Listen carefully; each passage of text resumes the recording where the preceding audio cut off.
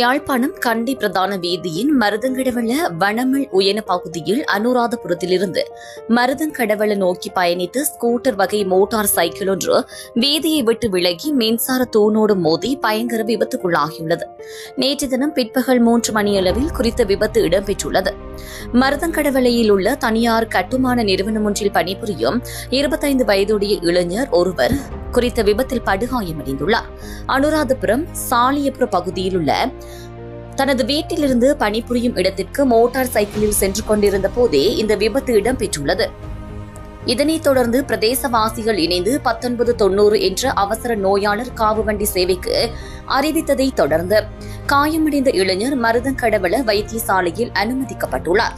காயமடைந்த இளைஞரின் நெஞ்சு பகுதி மின்சார தூணில் மோதியதில் விலா எலும்புகள் மற்றும் முதுகு பகுதியில் முறிவு ஏற்பட்டுள்ளதாகவும் அவரது நிலைமை கவலைக்கிடமாக இருப்பதாகவும் நோயாளர் காவுவண்டி ஊழியர்கள் கூறியதாக தெரிவிக்கப்படுகின்றது.